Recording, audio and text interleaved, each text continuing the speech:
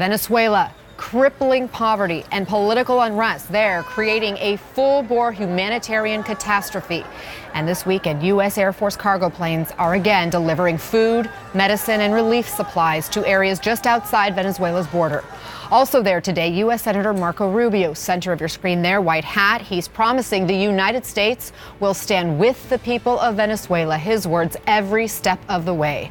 My conversation with the senator on the Colombia-Venezuela border in just a moment. First, though, to CNN's Nick Valencia. Nick, you were aboard one of those U.S. military flights this weekend.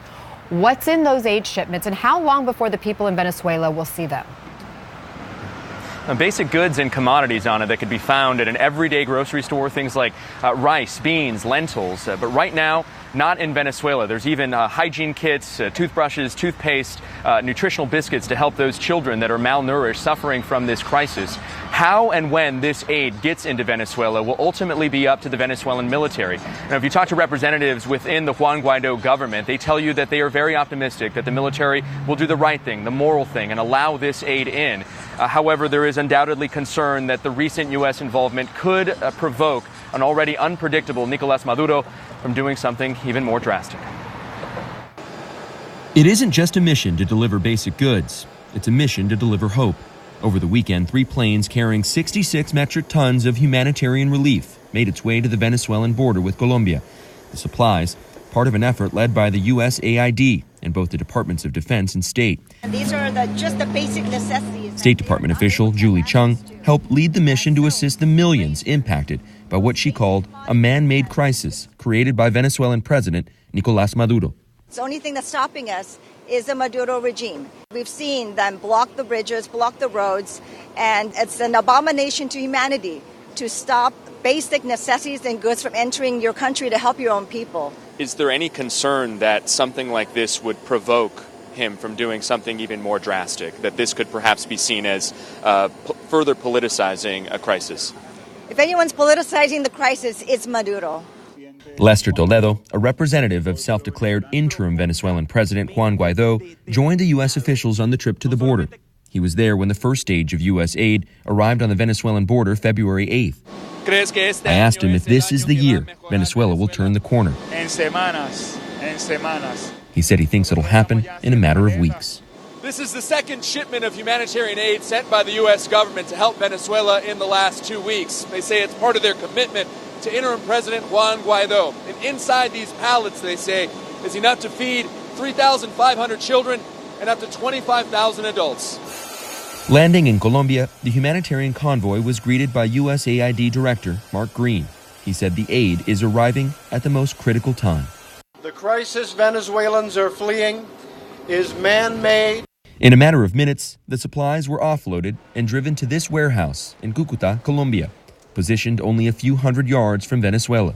The question now, with the border closed and Maduro's regime showing no sign of backing down, how to get the supplies to the people who need it most.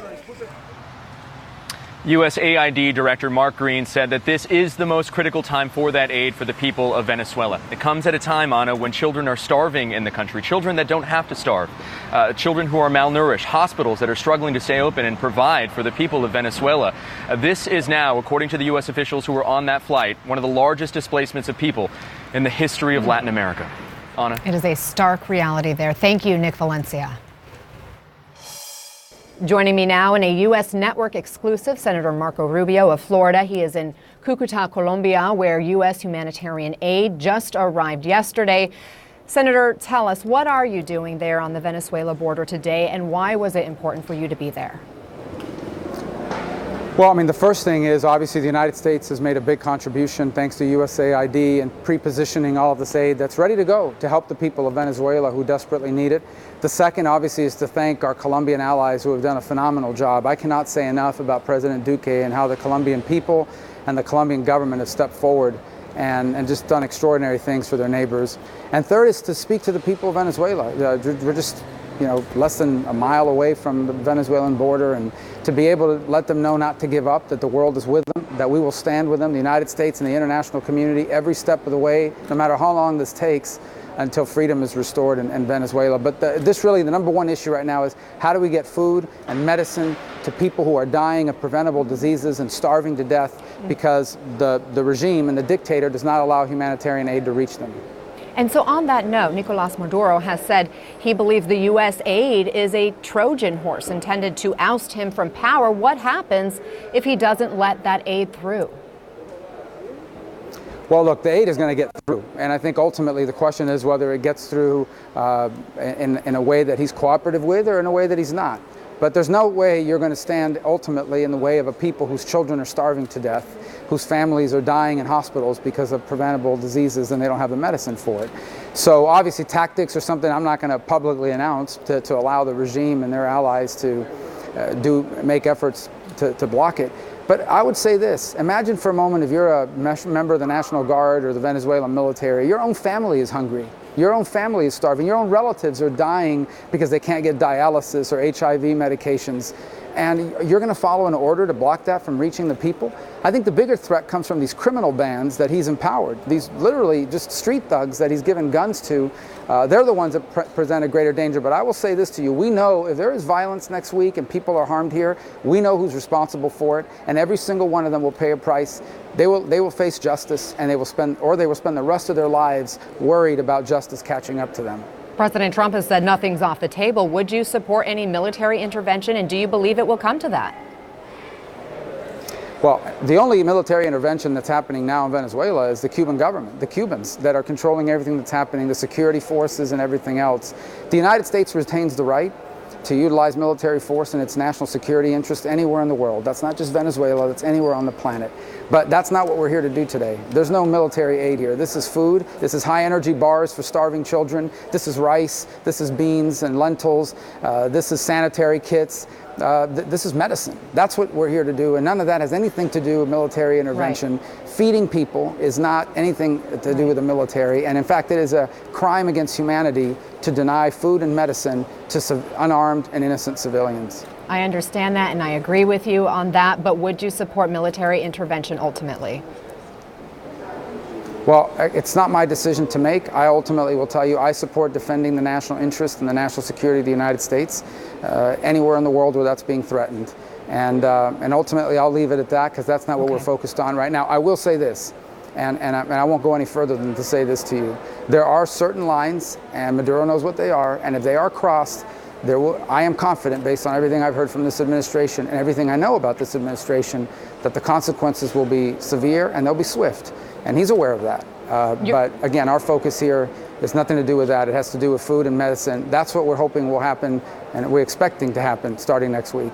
You're at the Colombia-Venezuela border. President Trump just declared a national emergency to build a wall to protect the southern U.S. border. It's a move I know you have opposed. Would you vote for a resolution disapproving the emergency declaration?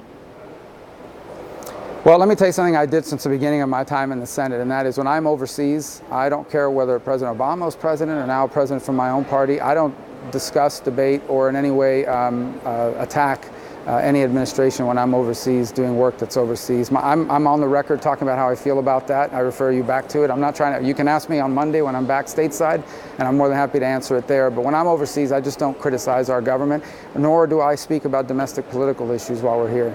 You don't have to criticize the government. Are there enough Republican senators to get a supermajority overriding a potential presidential veto? I don't know.